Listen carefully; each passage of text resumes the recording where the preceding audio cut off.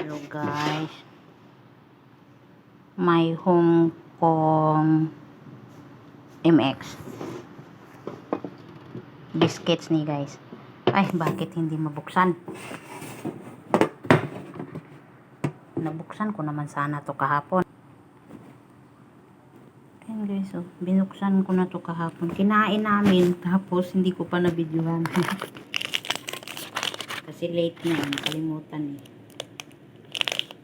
Ito siya, biscuits to siya guys, almond na flavor. Masarap nito. Chocolate. Wala pa.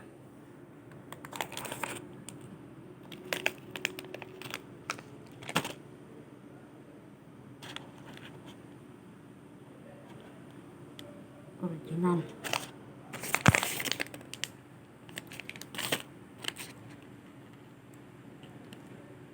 Hazelnuts. Yung isa, kagabi, ano yung nakain natin dito yun, no? Chocolate hazelnut, tsaka, ewan ko, naka-isa dito. Sarap nito, biscuits niya, guys. From Hong Kong, original. Yan siya. Binigay ng amo namin. So, maganda siya. Masarap nito, tinikman ko. Na rin to.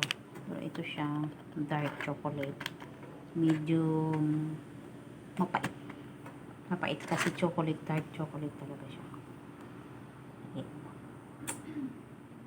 Hindi yan masama sa diabetic. Hindi ka magda-diabetes kasi ano ito, mga original flavor. Sarap niyan.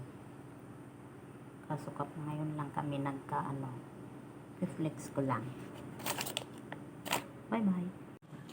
Buksan natin tong original guys.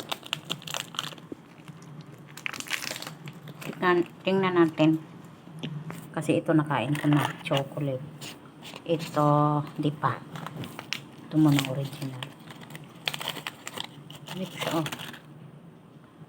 Oh, diba?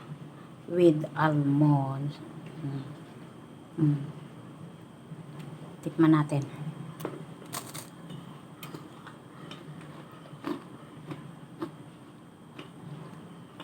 Masarap siya be. Parang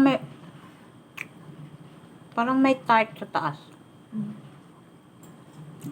May egg tart. Medyo kunin mo na. Baka medyo matamis siya. Sarap siya. Hindi siya hindi matamis eh. Itong chocolate hindi siya matamis. Kasi may ano siya, may